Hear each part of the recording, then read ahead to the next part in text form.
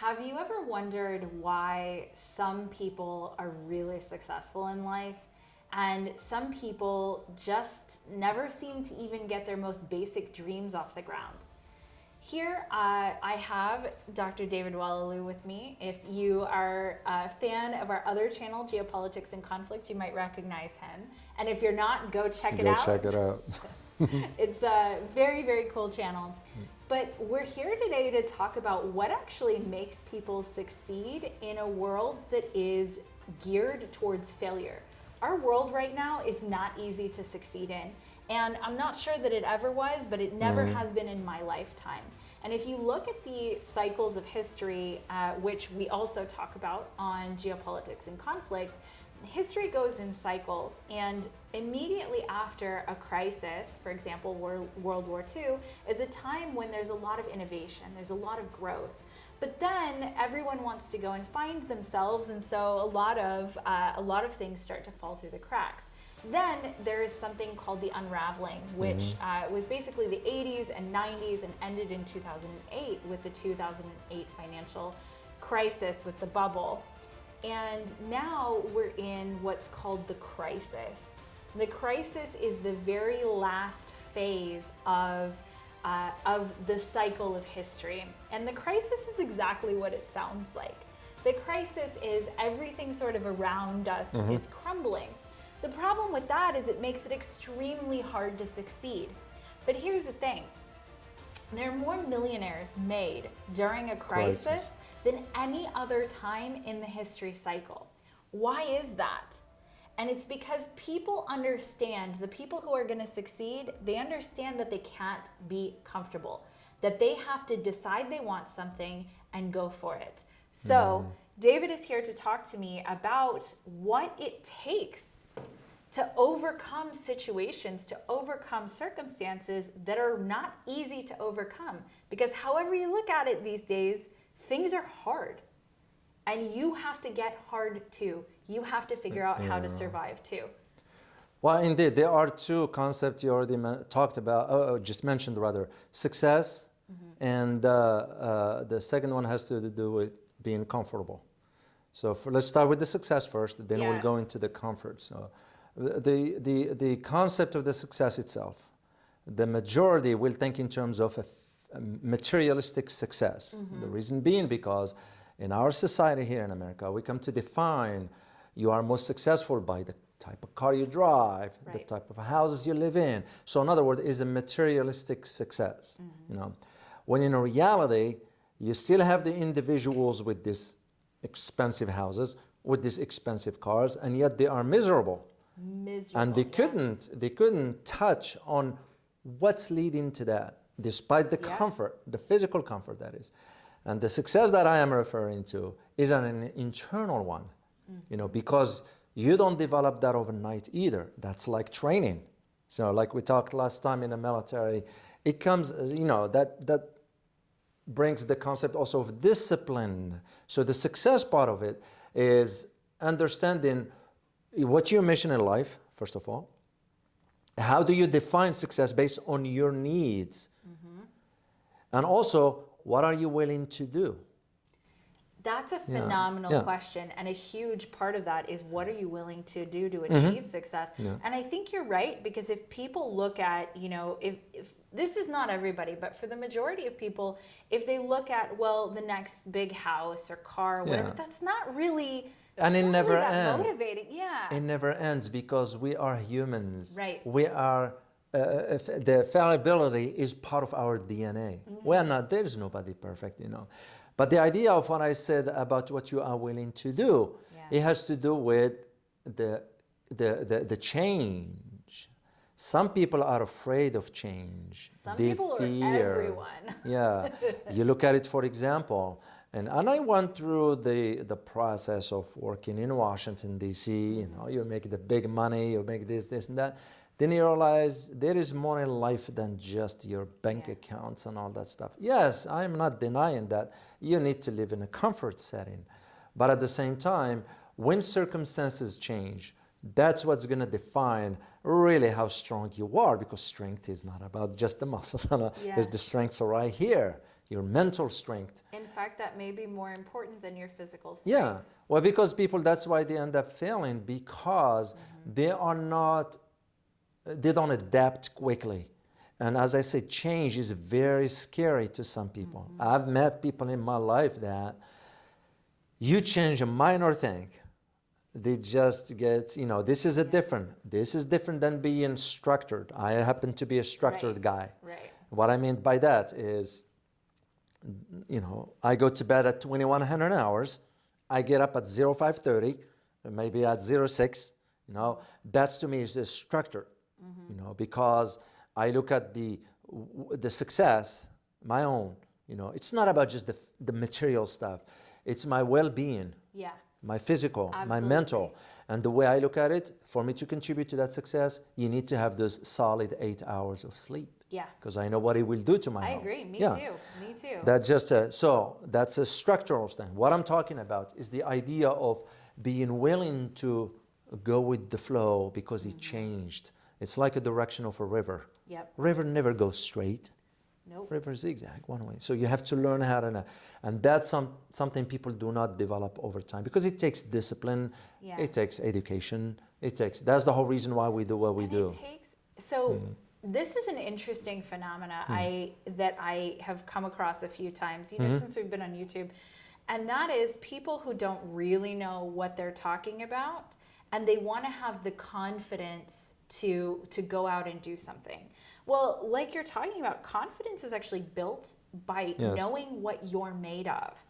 And that's actually why I think it's so important that you do have structure and you do have discipline that you're talking about. Because, there's, and I like affirmations. I'm not going to say anything against affirmations or some of the good feeling stuff. But ultimately, who you are is based on who you know yourself to be from the past.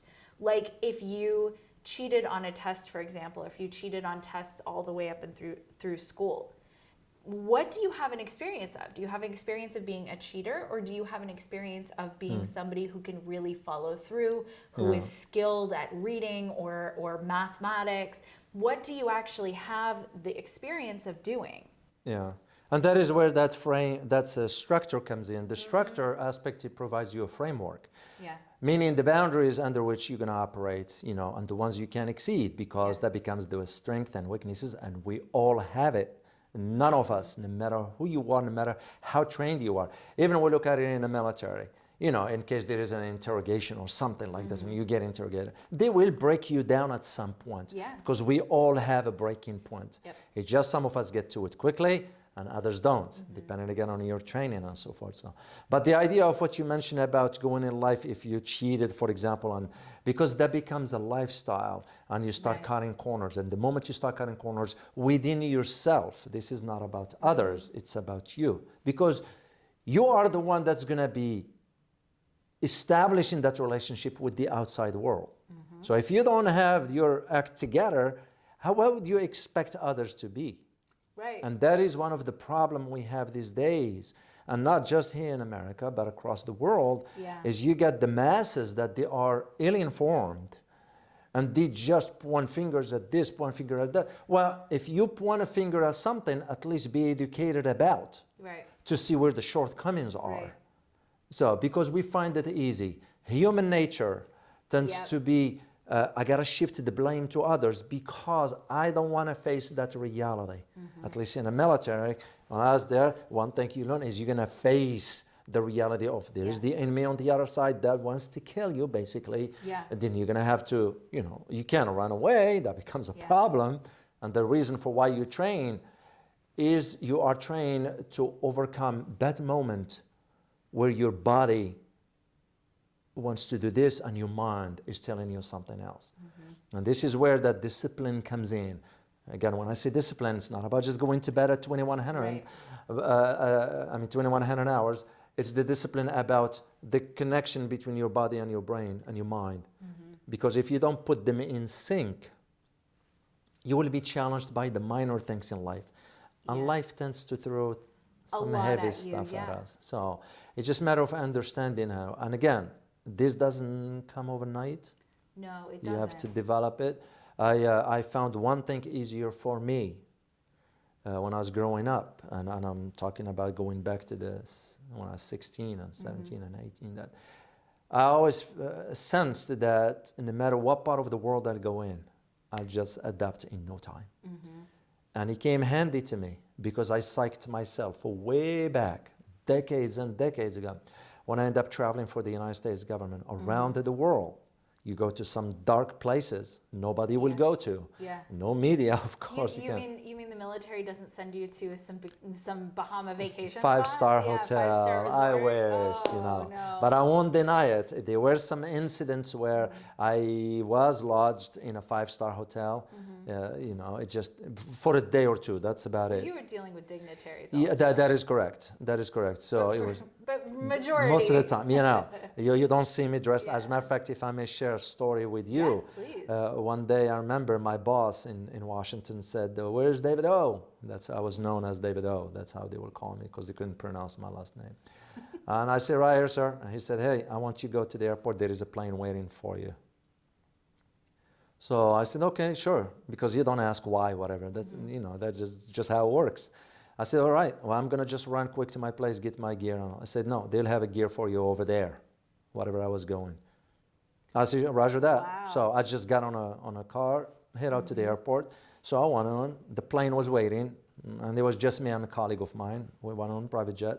And by the time I got over to the final destination, which took about across the other side of the globe, and we were flying, by the way, out of 43,000 feet, because it was higher. Yeah. But anyway, when I got there and came out of the plane, because it was a private jet, I had my shades on and I had my suit and tie because that's how I came from the office. Nobody recognized me. Huh. Because you weren't Just wearing, because you were dressed differently. Yeah. And until I took my shades off and said, "Oh my gosh, that's David O."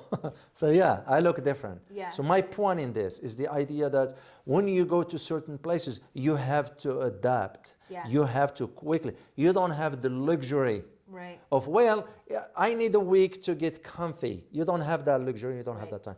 And life itself works that way.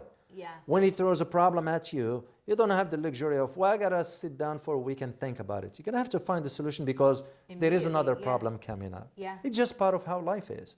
Because if you don't, your life is gonna become monotonous. Yeah. What kind of existence that is? Remember when we start about having the comfortable home, the comfortable car, but your life is hollow in the middle. Yeah. And that is now what I'm noticing, our life in America as a society.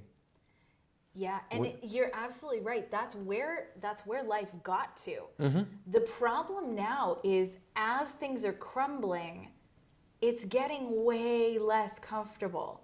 As people are starting to talk about food shortages, as everything that's happened in the last couple of years.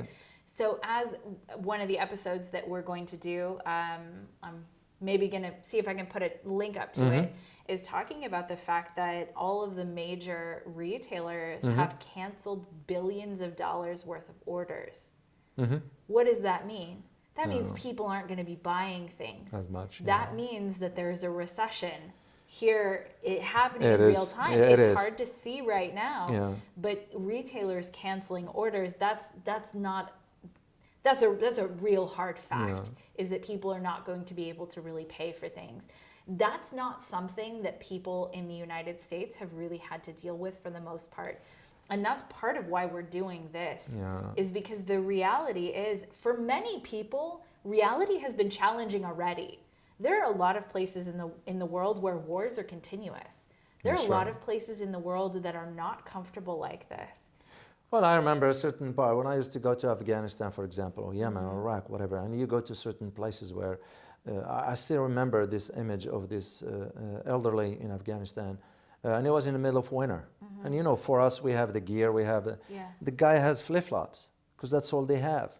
And all he has, that shawl that cover his face. All I could see is the hardships of it, but they get used to it. And that's, for me, when I became convinced, because I've already read enough about the country to understand its history. You're not going to scare them with an F-18 or that's just to them. It's because the hardships, it's part of their makeup.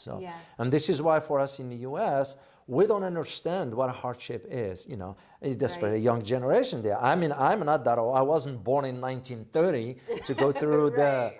through the Great Depression. But when you look at about that with 25% of unemployment, that just gives you the story right there. And this is also where the government find it convenient. Yes. It's find it That's a big convenience. deal. And I'd like to talk about this one from the perspective of when you have a population that is ill-informed, uneducated. Why? Because they are so distracted by design. Absolutely. The government find it convenience that all I need to do, the government, all I need to do is create fear, because fear will paralyze you. Yep. I mean, just imagine this with me. And I'm sure you will think about this one. Just imagine this with me. What will happen if the government will say, dear fellow Americans, we're going to be running short on food next 2 weeks? We all remember what happened when COVID started. With the toilet, Toilet paper. Absolutely. So can you imagine what will happen with food when you have? Why? Also because people will not be able to adapt. They have never been around that kind of setting. Right. And also individually, they are incapable. Have you ever been to a grocery store right before a storm, like a big storm? No, I usually So, won't, because if I'll you wait go- till whatever. Well, right, because we Yeah. have, Yeah. we are prepared to a certain extent, right? Yeah. I have been to grocery stores before big storms, right? So here in Texas, we don't get a whole lot of snowstorms. Storm, yeah. So when there is a snowstorm announced, if you go to the grocery store, it's empty. Yeah. It's absolutely picked clean. Yeah. So good luck getting something Yeah, right is the before a fear. storm, because Is- people get scared, and Indeed, that's the yeah, time that they start to prepare. But the time to prepare isn't when a crisis is already No, happening. it's too late by then. It's too late. By See, that's then. why in the military there was always training. Why is that? Not only to stay in shape, but also it's because you always have to have that preparation setting. So in the case of, let's say, food shortages, whatever, I've already trained myself to sustain without food for time, because you still can survive without food for Absolutely. for Absolutely. quite time. I Now think water. a while. Yeah, water is different story. I mean, actually, I've read enough that you could go up to 147 days Without food? without food. Yeah. Yeah, but water is different Yeah, story, water, I think, is because like you know 3 how we are days. make up. But that's not the point. The point is becomes your intellectual strength. Your mental strength, Mental strength, yeah. because that's what it is. And this is where majority of people do not have that capability of tapping into that, because that's a source within you. Absolutely. They don't, because they don't know how first, and second, it's not something that is common in our society, because our society, as I said at the beginning, defines success with the expensive Right. car, expensive home. That's all they know is the surface, because we want the image. Right. And interestingly enough, what you're talking about it doesn't end up bringing happiness. No. So I read a very interesting take on money, because there's that whole saying, money doesn't buy happiness. Well, that isn't true, right? So money itself doesn't do much of anything. Money buys you experiences. Money affects the things in your life that do make you happy. So, for example, being able to have freedom to spend the time the way that you want to spend your own time. Being locked into, a 9-to-5 job, 5 yeah. days a week. That's rough. You can't really spend your life the way that you want to. That's right. And ultimately, all of this is about how do you want to spend your life. And what ends up happening is when you get too comfortable, so let's dive into comfort for a second. When you get too comfortable, which is part of what's happened here, and people don't push themselves, you don't push yourself towards something bigger, you're comfortable, you have not, maybe not as much money as you want, but you have plenty. You don't really have as much freedom as you want, but it's fine. You have plenty of food. You have a nice warm place to be in. You're very, very comfortable. But something about being comfortable all the time is the death of passion, the death of self-expression, the death of growth. Comfort is the enemy of growth somehow. And that's the deal. Happiness is attached to growth. Our happiness as humans is attached to how much we can grow. Not how much we can earn, not on whatever, but how much we can grow. Because, you know, a raise for somebody, you know, a $10 raise might bring just as much happiness as $1 million raise. It's about what brings you growth. What is the next step in growth for you? But when you're comfortable, do you want to wake up at 5 in the morning? Do you want to go running? Do you want to eat healthy when you have the opportunity to have Oreos in front of you? You know, what are the things that actually bring you to life? And those things don't exist while you're comfortable. And people talk about this all the time. And I didn't really understand it when I was very young and people first started talking about like, oh, everything you want is outside of your comfort zone. I was like, well, but I kind of like my comfort, you know, as a kid, I was like, I kind of like my comfort zone, whatever that is. But I didn't understand that it's because when you're comfortable, you don't want to be uncomfortable. You don't want to grow. You want to stay right where you are. Circle, But the only constant in this world is change. And so you can't. And so then life changes for you, right? Let's say you've got an unhealthy lifestyle, for example. Let's say you just absolutely love eating all these comfortable foods. There's a price you got to pay for that. That doesn't come for free. Comfort doesn't come for free. If you don't grow, for example, let's say it's an unhealthy lifestyle, but this could be absolutely every part of your life. If you don't work on your relationship, what happens to your relationship if you just stay comfortable in it? Yeah, well, that's why most marriages, you know, kind of end up with divorce because that relationship stops growing. Have you ever seen, this happens quite a lot, Yeah. where either one person or both people, very soon after getting married, they get very comfortable in that relationship and it starts to kind of tank really quickly. Because the growth stops. Because the growth stops. Yeah. All of a sudden they think, oh, well, I'm in a relationship now, I'm in a marriage, I can stop trying. But the truth is, in this life, the harsh reality is you cannot stop. Well, also that's tied to really what do you want out of life? That becomes on you more than anything else. Because the individual that is responsible for his or her own destiny, as we always say. Right. And it becomes of what are your priorities? You know, what do you prioritize in life? Do you prioritize chasing after money and all that? Or do you prioritize well-balanced living that encompasses every other aspect? Or do you prioritize going home and watching TV at the end of the day? I call it the idiot box. I don't call Yes. it TV, by the way. Well, and interestingly enough about TV, so we think of consumption like food. But the truth is we consume a lot of things. We consume media, we consume TV, we consume news. All of that is consumption. And so when you're watching violent stuff all the time, it puts you in a particular mindset. And that mindset is, oh my gosh, stuff is terrible, it's horrible. Like I have a very close friend who loves like murder mysteries and murder documentaries. Nobody is more anxious than this girl. Sweet, I love her to death, but she is scared of everything. And I was like, well, maybe don't watch so many shows about murder, because the reality is that murder doesn't happen very often. Like, God forbid when it does. It's a horrible, horrible thing. It does happen in the world. But if all you're paying attention to is the horrors of the things that are happening on the news, you have a skewed view of what reality is like.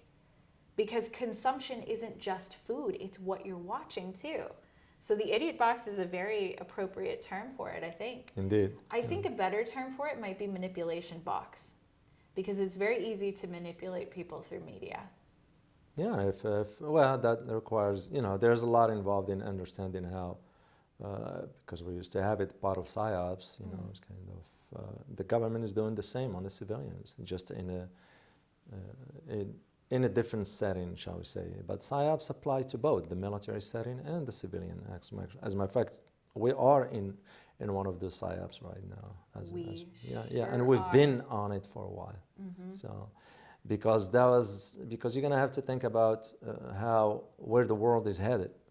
So, and if you look at throughout the history, how to, for example, the demise of the Roman Empire, it became from within, internally, when the Senate in the Roman Empire at the time started to disregard the welfare of the the governed or the citizens, when you start having massive corruption within the elite of the Senate in the Roman Empire. Because the Roman Empire didn't disintegrate because of a foreign invasion. You know, it was because the cracks within the system start to get bigger and wider, and once those cracks gets bigger, the building will collapse. So that's why the Roman Empire. And yes, we are witnessing almost similar scenario as it was back then, just in a different time and a different setting.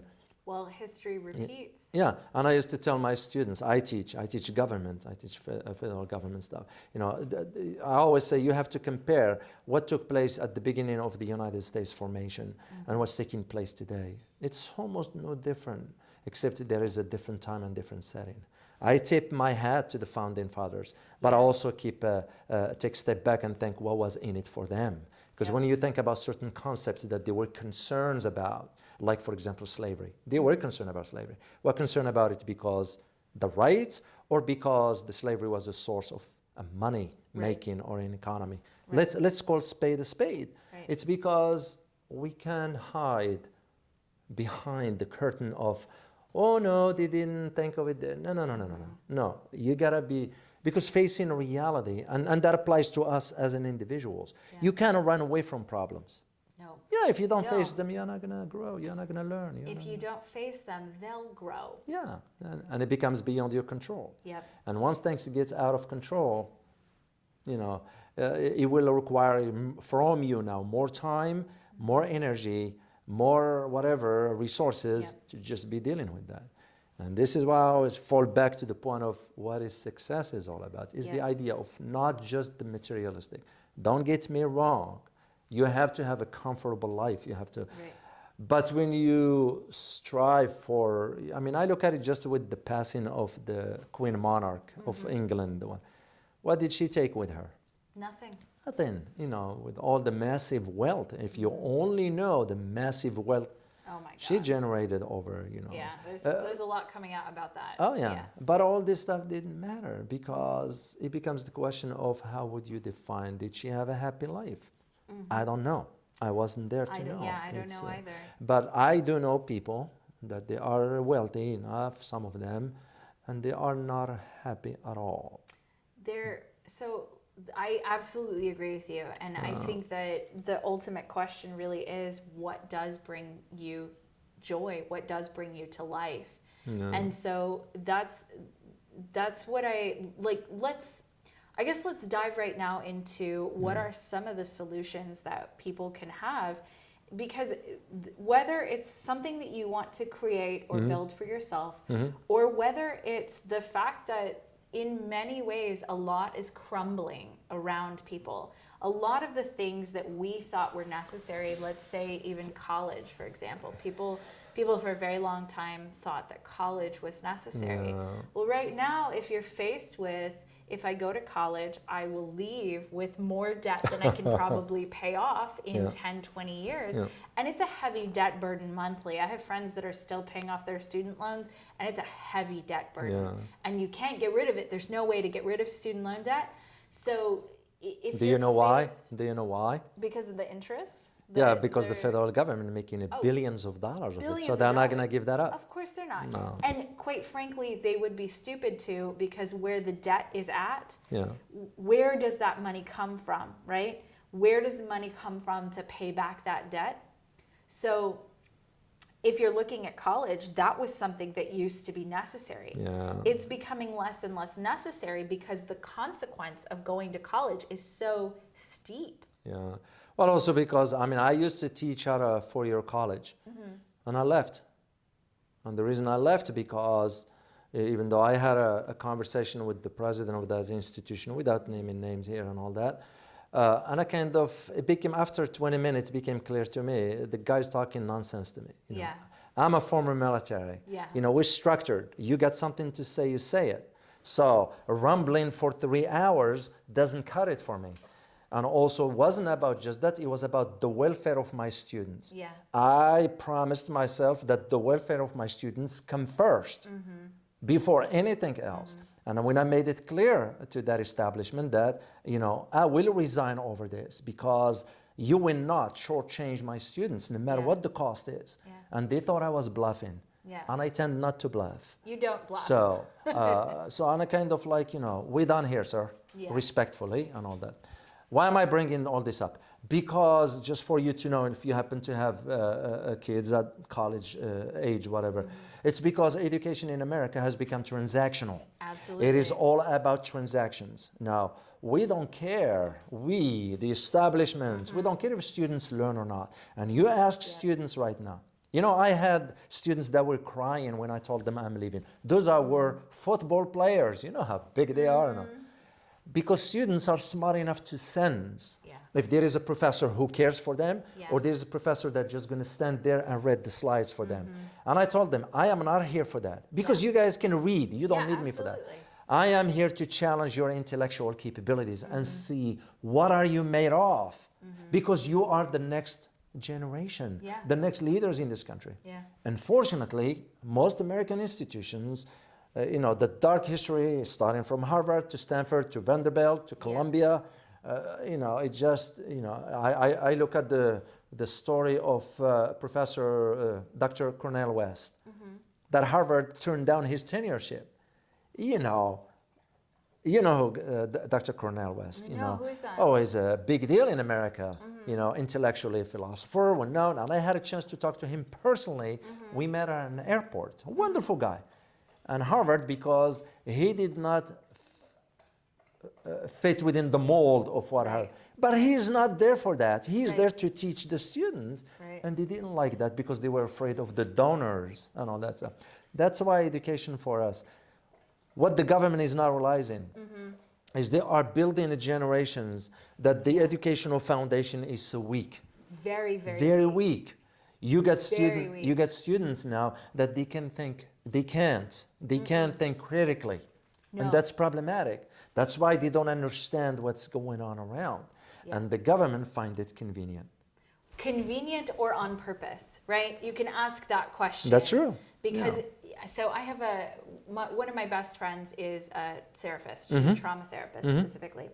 And one of the things that she talks about is how it's a lot easier to manipulate someone who is in a bad place, someone who is unhealthy, someone who is uneducated, someone who doesn't feel very good about themselves, someone who doesn't have strong social connections. Look at everything that's happening right now. It's breaking down people's minds. It's breaking down people's health and well-being. It's breaking down people's education, because the more educated you are, the more likely you are to be happy, healthy, wealthy, take care of yourself. And asking the right questions.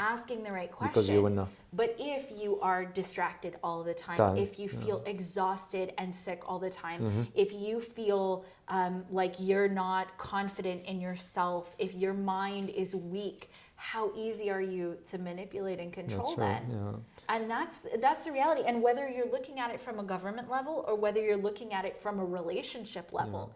Well, for the government, it's because the ties between, for example, think about the beverage industry, just as an example. I mean, you're seeing the soda, the Coca-Cola, and the sugary drinks and all that stuff. What majority of Americans do not know that behind it was an academic institution. It was Harvard. Back in 1966, there was a research was conducted there. And the research was about the link between sugary drink and type 2 diabetes. And they did found the link. What did the beverage industry end up doing? They gave $60,000 back then to the scientists to alter the report. And that came out. Well, because it got declassified. So, and Harvard declassified. stayed quiet about it, and those scientists were, can you imagine the $60,000 back in 1966, what it will be worth today? Because they kept paid for that. So it tells you right there the connections, because what's going on behind the scenes. So just to piggyback on what you said about the type of food people eat, whatever, they have no clue what are they consuming. Of course, the government doesn't care. It's not gonna, it becomes on you to decide what are you consuming, because your health depends on that. The government doesn't care, because you take the big corporations, the meat industry, the beverage industry, the pharma, whatever, you got the idea. The sicker the population is, the better is, the more money. Because it's all centered around monetary gain. Monetary gain in terms of power and influence too, because I definitely don't want to villainize money, but No, it's no, of course. money for the sake of gaining something, right? Yeah. So and you're absolutely right. It is a system and people are starting to see it.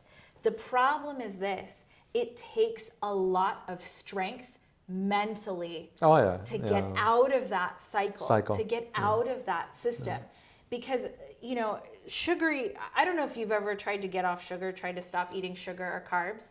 I am mostly refined sugar-free. I'm gluten-free. I am organic. Like, health is a huge deal for me personally. Like, my health is very, very important to me. But trying to get off sugar for the first time was really hard. Yeah. It's really hard. If any of you guys have ever tried to get off sugar, caffeine is the same way. Yeah. Now caffeine, I must admit, Right. I drink my coffee. And you know what? I'm not villainizing. But I don't caffeine, add, right? but I don't add any stuff to it. Just coffee and light cream, and that's it. No sugar, right. no. I'm not trying to villainize these things. No, right? I know what you mean. Yeah. But I'm saying that it's very challenging to get out of that That's cycle. True. That is it's true. if you have a lot of weight to lose to get healthier, right? So Yeah. you know, I know that there's like a whole debate. And I have an enormous amount of sympathy for how challenging this actually really is to figure out what the truth is and figure out what actually works for you. And I think that's the biggest piece of advice, or not advice, because I don't like the word advice, but a strategy or a technique that I think works the best is to figure out what works for you specifically. Yeah, because each one of us has different circumstances, Exactly. different resources, different objectives, and we are not all at the same level as far as strengths and weaknesses. You know, For different things yeah, too. and that's a human nature. You can that's like I look at it in classroom, for example. Not all students are equally when it comes down to intellectual capabilities. You know, and you're gonna have to adjust to each one of them. Same thing in life. You know, this is where you encounter people that they can understand. For example, when you present the counter argument for something, they are receptive, they're willing to listen. Or you run to the type of people that if they don't hear what they want to hear, they take a different position, and to them you become the enemy. Yeah. Which is problematic. Well, and that I think is actually probably the farthest person away from wisdom is the one that is actively not willing to listen to a position. That's true. Yeah. So let's dive into what can you do, because you are listening to this. If you're listening to this, you know that there's a problem. You know that things are changing. You know that they're not changing for the good. You're here because this is the Heart of the Warrior channel. This is the Heart of the Warrior show. And what can we do? What strategies can you give? And I will also give my own strategies for how to really build that strength and figure out what is right for you specifically. Well, first of all, you're gonna have to sit down with yourself. Yep. That's the first thing. You can't start. It's like anything else in life. You know, you look at it just like in the military. You can't go on and up without planning and preparing. And the preparation and the planning, it goes months and months and months. This doesn't happen overnight. Well, same thing. The first thing you need to do is sit down with yourself, get a piece of a paper and pen, and write down what your objectives. Where are you, first of all, and where do you want to be? Yeah. You know. Yeah. Then you map out a path for where you want to get, but what are the steps? And you have to be first of all, honest with yourself. Second, define your weaknesses and strength without sugarcoating it within your own self. And third, you're going to have to think of the strategies that you are capable of achieving and embarking on. Don't go into some strategy that is beyond your reach, because that just defies logic. Well, you work with what you have. Or pick something like, even if it's a really big goal, pick smaller ones in between start that with, you can reach. That's Because true. what you may want changes. There have been a lot of goals that I've had in my life that as I've started to achieve those goals, I did achieve them though. Like I got to the point where I achieved the goal and then I asked myself, is this really a path that makes me happy? Is this a path I want to go on? But you're right, you have to get to that point first. Yeah. You have to get to an achievable goal first to decide if that's what you really want. The other aspect to this is you need to ask yourself a key question. Are you disciplined enough or not? And what I mean by discipline is the ability to manage your existence, you know. I'll give you a quick example just to share with you. When I started doing my PhD, and you know, by the way, a guy with a PhD is no smarter than you. I'll tell you this straightforward, you know. And I remember when I wanted to start on this, I reached out to someone I know. He passed away. He was a professor of diplomacy around the world, I mean, well established. And I asked him, and he said, you know what he told me? He said, David, are you disciplined? And I didn't get it at that time. I was way back. And I said, yes, I am. I mean, I kind of know, man. I said, that's it. Then you will be able to do it. So, and here is the difference. A guy with PhD is no different than you, except that in one thing, that he or she can see a project from the start till the end. That's what I mean by discipline. And people don't tend to have that patience, don't tend to have that discipline, don't tend to have the stamina. I'm talking about the intellectual and the physical and the mental. You know, all this is necessary. So for you, one of the strategies is just to have discipline. First of all, define whether you are disciplined or not. And if not, you work on it. Because those are the basic elements on which you can build that kind of building of determination, perseverance, and ability to face hardships head on. You don't get scared of it. You don't bow to it. You face it on. You work with what you have. But you already have the key ingredients. The discipline, you have the mental health, you have the physical strength, because you are watching all those elements. And they work in a cohesiveness or in a cohesive way to move you forward. Absolutely. That's one of the discipline is very, very important. It's very important. And I one of the techniques that I also use is to take real stock of where you're at first, right? So whatever the goal is, take stock of and be honest with yourself about where you're at, and not in a beating up kind of way. Because people very often, so I'm a heart mouth resilience coach, and one of the things that I've noticed is that people beat themselves up, right? People beat themselves up mercilessly. Here's the deal. You can't beat yourself up. It's not about that. It's about being honest about where you are. And the thing about beating yourself up is if you're going to stay that way, that's an indication from your mind that says we don't want to stay this way. If you are watching yourself beat yourself up, that's because there's a message that you're not listening to. And that message is we don't want to be this way anymore. And whether that is a particular career that you're in that you don't want to be in, or whether that's even something like shy or not confident or not attractive or whatever it is, if there's a place where you want more for yourself, figure out what it is you actually want.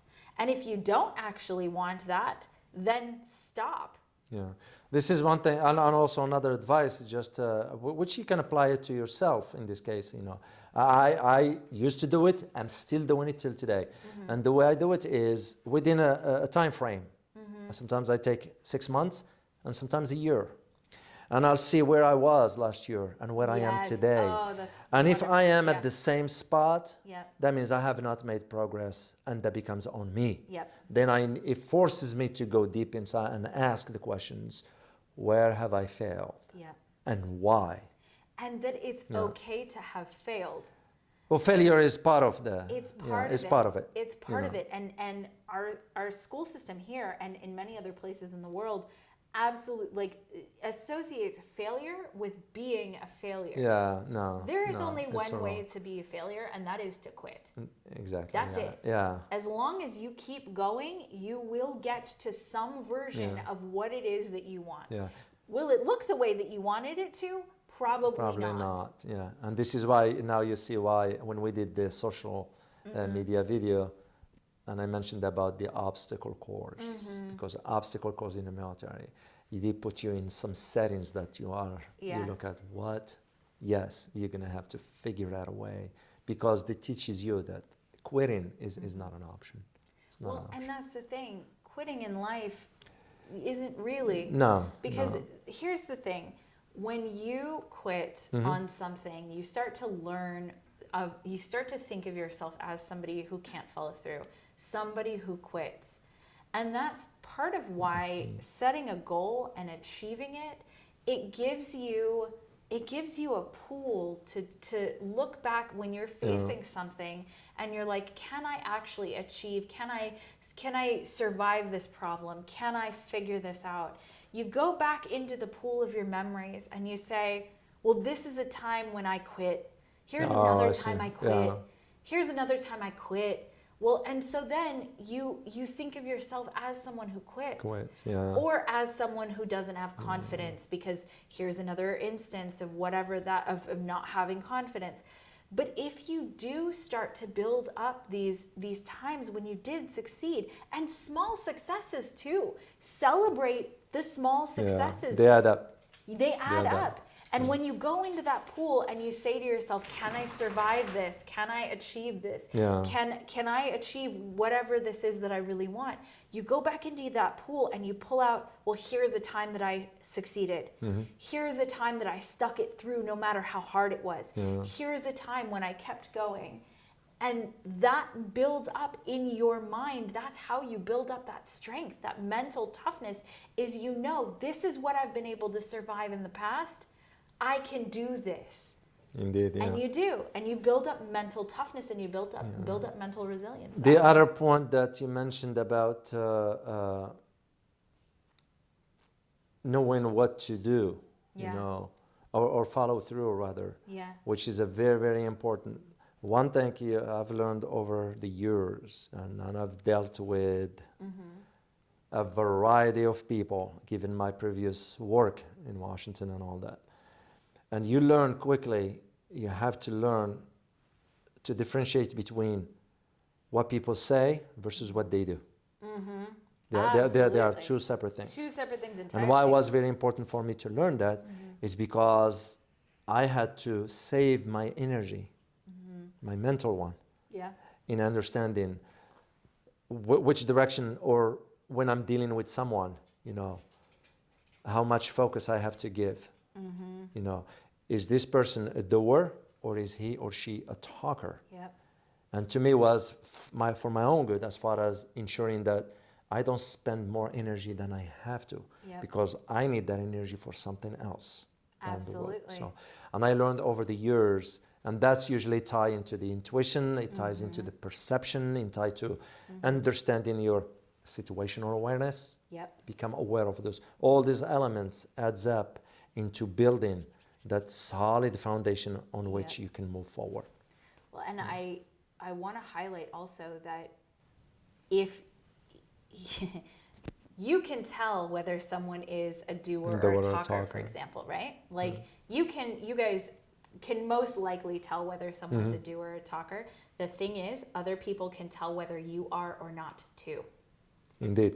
And so if you are trying to change your life in some way, and the people around you only know that you haven't followed through on doing the things in life that you said you're going to do, they'll treat you like a talker and not like a doer. So there's a lot of breaking out of the social construct that's either been built for you or that you built for yourself in terms of changing your life and building that strength and building that resilience.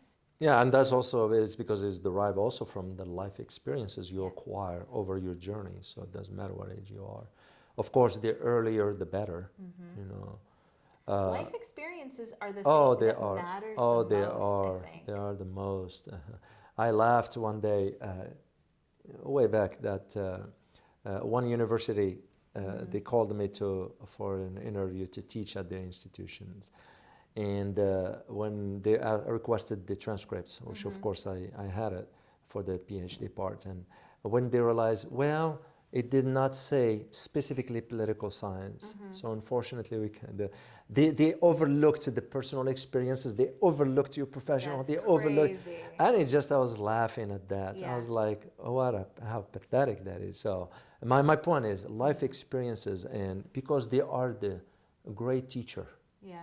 Life experiences, because you They learn. really are. You learn. You can read all you want, which is good, of course, but life experiences are very, very important. So pay attention to your life experiences. Well, it's you know, we don't leave with any stuff, right? No, We no, don't we even- go, we don't even we leave go with the people. as we came. We came with nothing and live with nothing. Well, the only thing we do leave with is our experiences. It's all we have Yeah, left. and how you treated people, And how you treated because people. that's very important. Absolutely. That's very So important. that's a wonderful place to end this. Be good to yourselves, be good to each other, and we will see you in the next video. Bye for now. Bye bye.